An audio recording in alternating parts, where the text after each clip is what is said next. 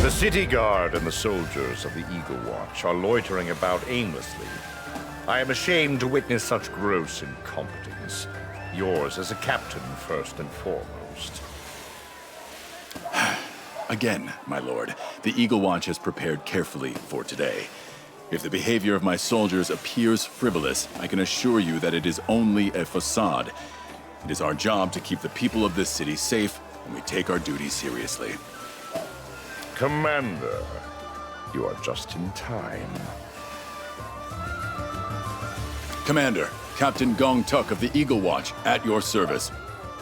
I was informing the captain that he has been negligent in his duties. Based on my observations, the city guard is not adequately prepared for the possibility of an enemy attack, and neither is the Eagle Watch. That is not true. I can speak only for the Watch, but I assure you, we have taken every precaution to ensure the city's safety. The city guard and soldiers of the Eagle Watch have been stationed throughout the city at random. The patrols move through the streets with no discernible purpose. The chasm in the square has been hastily cobbled over with planks. The area near the stage is unprotected and vulnerable to attack. I could go on. Undoubtedly. No, it is not enough. I'm surprised you need the reminder. This kind of attitude is precisely the reason why the city was attacked last time. You will have to be more specific, Captain. I want an explanation, not excuses. I very much would, Commander. Thank you. During the preparations for the festival, it was decided the Eagle Watch would be put in charge of security. We planned for every possible scenario. The guards went into great detail about the problems they faced during the demon attack, and we have worked hard to address those issues. The placement of our soldiers throughout the city is intentional. Their positioning is all part of a larger strategy. I could go on at length about the preparations we've made for the festival and how our approach differs from that of the city guard. I could even give you a tour, but why don't you inspect our sentry posts and talk to the soldiers yourself? I am certain they will allay your concerns.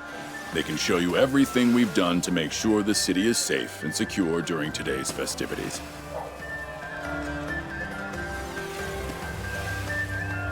Here, take this chevron. Fasten it to your armor, and my soldiers will know I've sent you.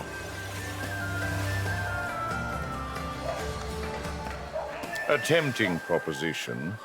I will accept your offer. Are you with me, Commander? In that case, I will not detain you any longer. Commander, I would like to inspect the chasm first, followed by the gate and then the stage. We should get started.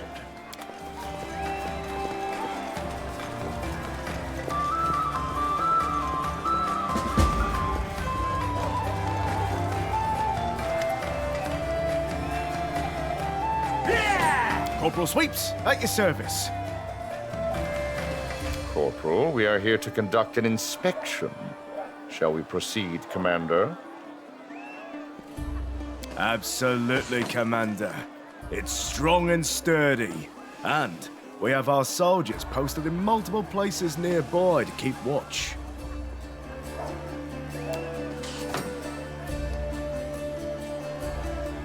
Yes, I can see it too.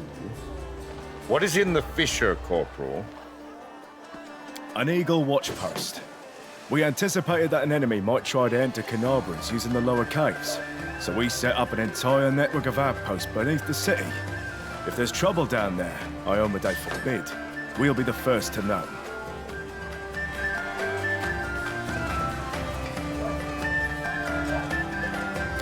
You bet.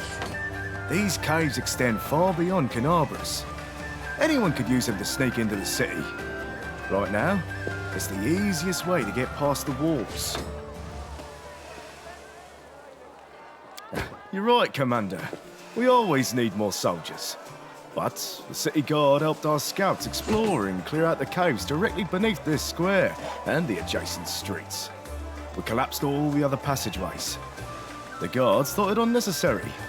But the Watch Command decided it was better to be safe than sorry. Some smart folks around here came up with this, sound warning system. I don't know how it works, but if even one person sounds the alarm in the caves, all the Eagle Watch posts, both above and below ground, will know that something's wrong. How is information shared during the festival between the posts on the surface and those below ground? The post on the surface uses a hinged hatch to check in with the post below every 15 minutes. We use gestures to communicate. How do you ensure that no one gets through the underground passageways between the lookout posts? We built a few stone and wooden barricades between each post. It's nearly impossible to get past them without being noticed. What would happen if an enemy overwhelmed your underground forces before they could sound an alarm? Well, the enemy would have to figure out a way to reach the surface. The soldiers on the ground don't have ladders. We lower them up and down with ropes. At ease, Corporal. I have no more questions. We are finished here.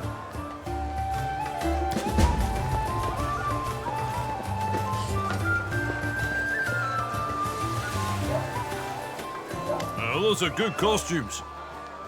Wait, those aren't costumes. They're real. Yeah. Begging your pardon.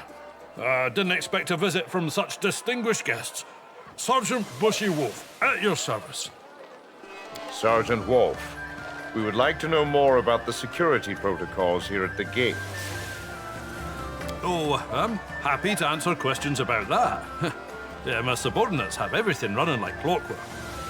What would you like to know?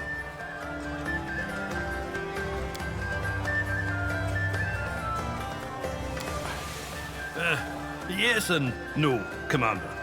This is the same gate and walls as before, but we completely dismantled and rebuilt them in the aftermath of the attack. You can barely recognize them now. Even Nerosian doesn't have gates this strong. Oh, you noticed? This is a gift from the capital. They sent us a massive pile of coils, levers, chains and bobbins to build all these fancy mechanisms. We can open and close the gate 3 times faster than before. Hope for the best and prepare for the worst. That's my motto. Just because we want things to go well doesn't mean they will. That's why the soldiers are here to keep watch. It's better to be safe than sorry. Aside from everybody dressing up as you, Commander.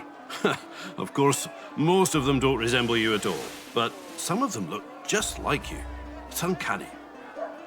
A few people dressed as your companions did try to sneak weapons into the square, but my soldiers quickly disarmed them. Granted, this was after they nearly let the scoundrels through. I have to keep a sharp eye on them, or they get lazy in their duties. I want to hear from the soldier first. Sergeant, I would like a full account of the security arrangements at your post. Yes, sir. As part of our efforts to keep the city secure, we have made several improvements to the gate in the market square. As per this morning's inspection, all mechanisms are in working order.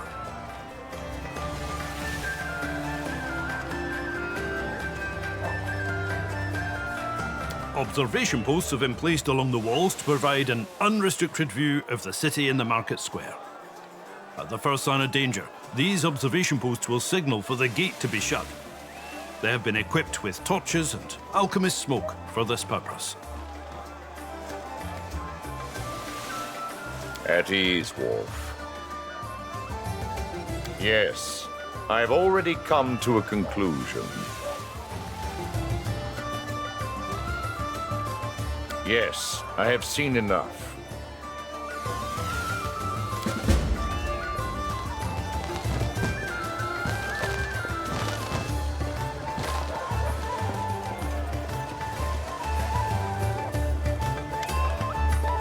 Greetings. Lieutenant Leva Eicheltane of the Eagle Watch, at your service. An inspection, I presume. You presume correctly, Lieutenant. We have questions for you. I'll answer your questions, but I'd like to remain at my post if you don't mind. Stage Square and the adjacent streets. All of the watch soldiers here are under my command and supervision. Some of the guards are lingering idly by the market stalls. Soldiers are scattered haphazardly throughout the square. Their posts seem to have been assigned arbitrarily. Explain this, Lieutenant. The city guards are not under my authority. While they may shirk their duties, my watch soldiers do not. You may believe them to be idle, but if you observe the surrounding area from here, I think you will come to a different conclusion. Each group of soldiers is stationed within view of at least 2 others. Patrol routes are concentrated in areas where there is a high likelihood of criminal activity. I do detect a certain logic. I would not say that. The strategy is questionable, but the reasoning is sound. From the position, the lieutenant will be able to quickly identify a threat if it is signaled from one of the surrounding posts. However, this brings me to another question. You do not have enough soldiers here. Are you sure you'll be able to defend this city? We do not want a heavy security presence to dampen today's festivities. However, we have soldiers posted everywhere, even if you can't see them. They're inside houses and towers, even the chapel and the temple. They are keeping a careful watch on everything that is happening in the vicinity. Quick enough. The soldiers under my command know what all the signals mean, the bells, the colored smoke, and the rest of the alarms, and will not hesitate to spring into action. Lieutenant, what will you do if there is a threat? You are standing alone on a crate in the middle of the square.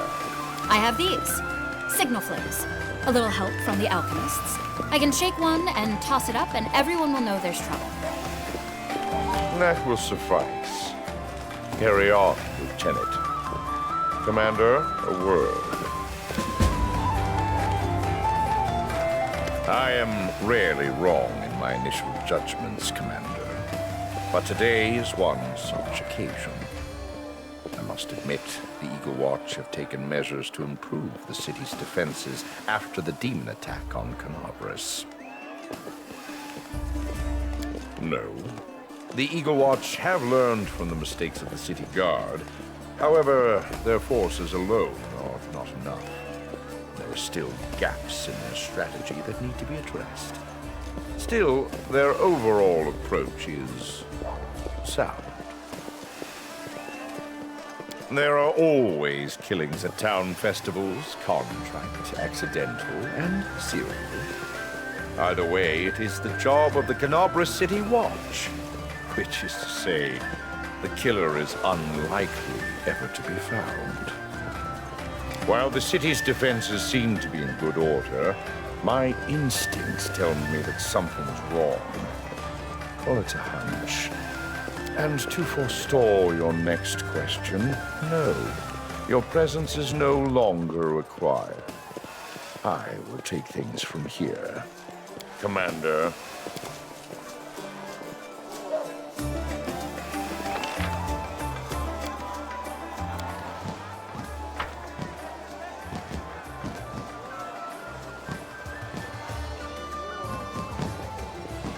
Who is responsible for this? How outrageous! Are you seeing this, darling? Do something! What do you want me to do, dearest? They're just children. Something! Anything! I don't know! Just send them away! They're ruining everything! Ugh! Hey, you little rats! Get out of here! I told you to get out of here or I'll call the guards! You're disturbing our celebration! No, you get out of here! Our big sister invited us to the party. She told the guards that we can stay, so leave us alone!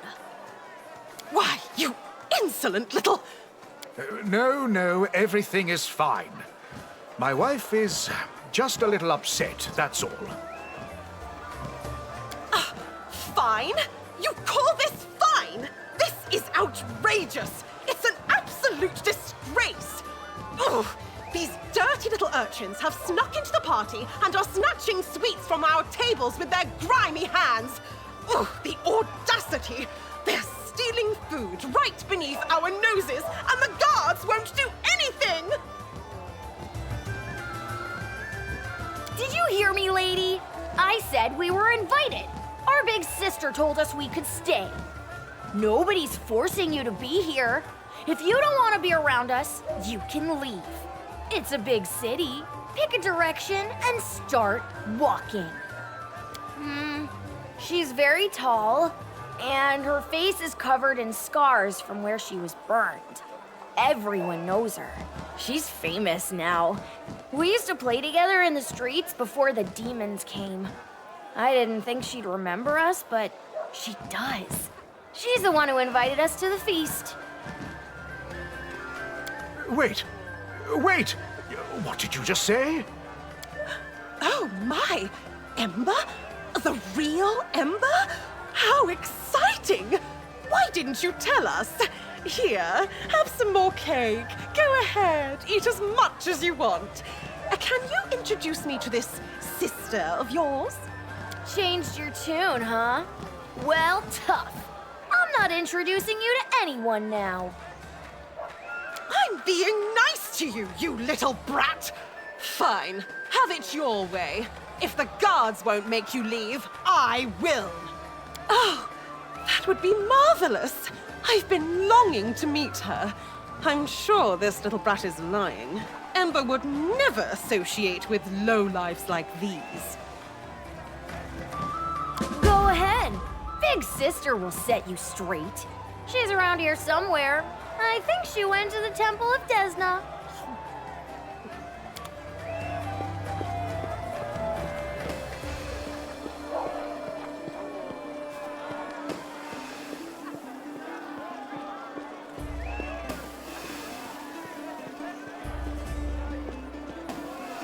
Absolutely not.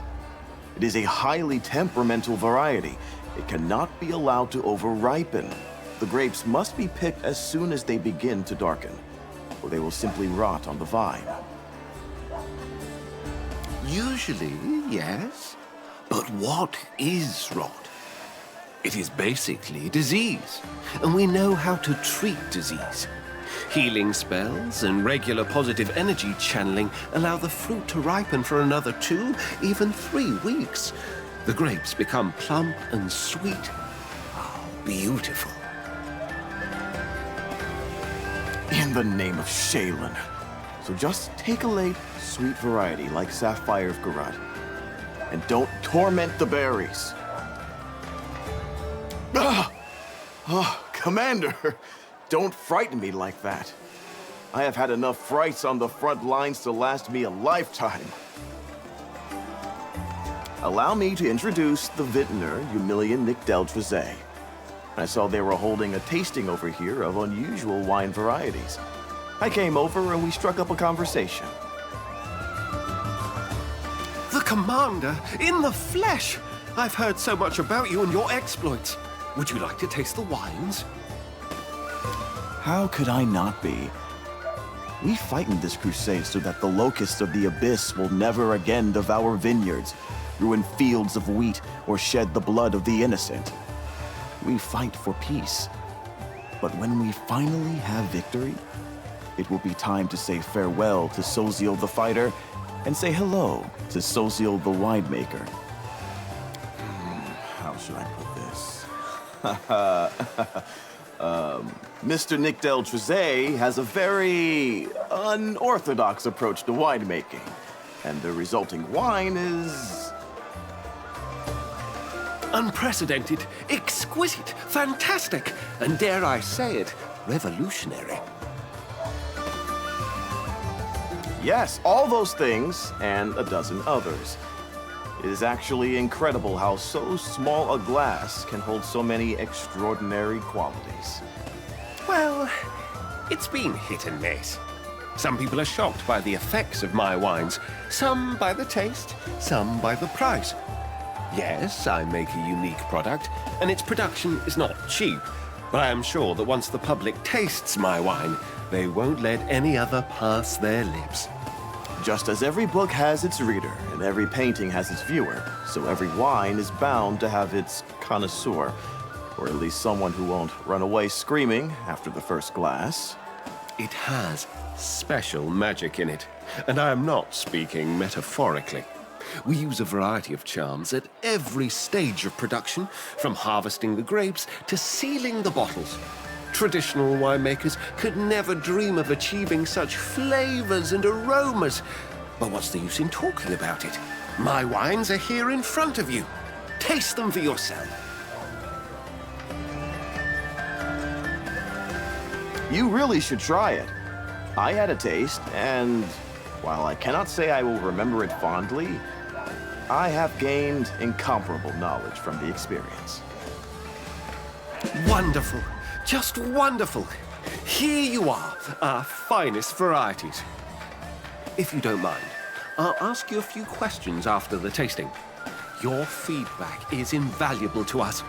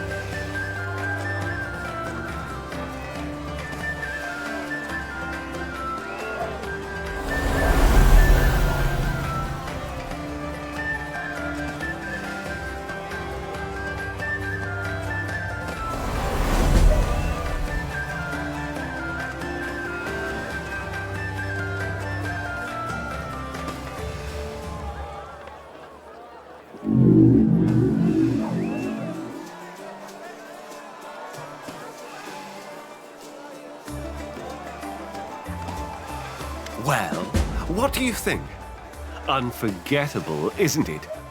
Please answer a few questions. First of all, how would you rate your overall impression on a scale of 8 to 12?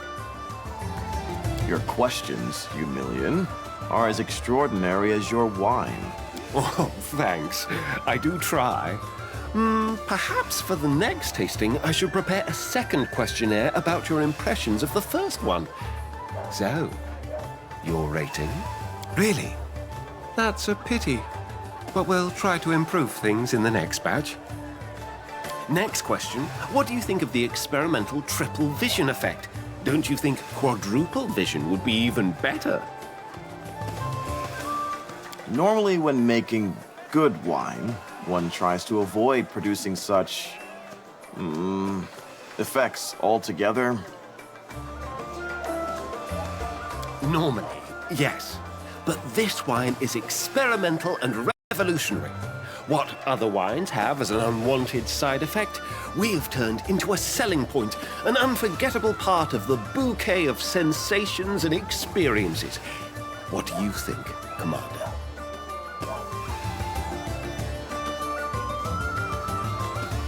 An excellent observation.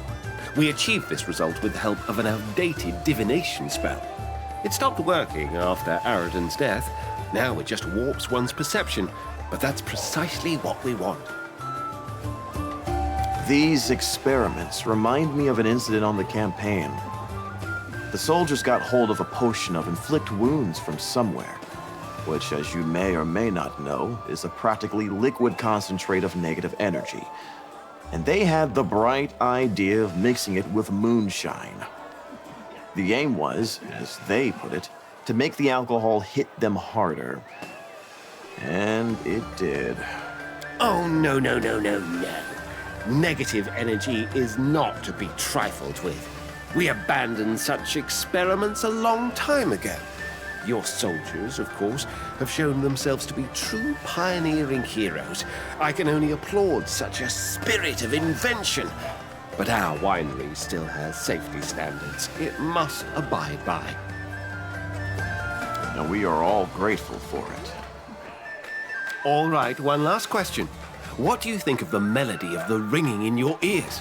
And which do you prefer, D minor or C major?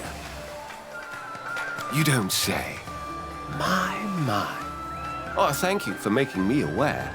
We will tune it more carefully in the future and give it longer to age. Thank you for your valuable feedback. I can't tell you how pleased I am that you, Commander, have given your seal of approval to my wine. Allow me to present you with a bottle of our special, our finest... Wait a minute, where is it? It can't be. Did I forget to put it out? Head like a sieve I have.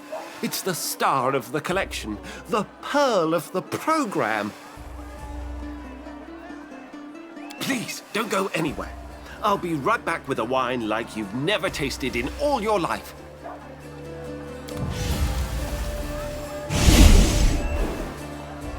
Well, what did you think of the tasting? That is not the word I would use to describe it, but I am glad that you at least enjoyed it. Hardly. I'm afraid something else has caught his attention, and he's already forgotten what he ran off to get. It's abominable. But how glad I am to talk once more of wine and grapes, bottles and corks, flavors and bouquets, and not of weapons, wounds, and monsters. Perhaps I have gotten ahead of myself, slightly. We have not won yet, after all. But, you know, this taste of peace is a good reminder of exactly what we're fighting for. I think I can allow myself one carefree evening, if it will give me the strength for the battle ahead. Oddly, today is one of those rare days where I feel like I understand Regil.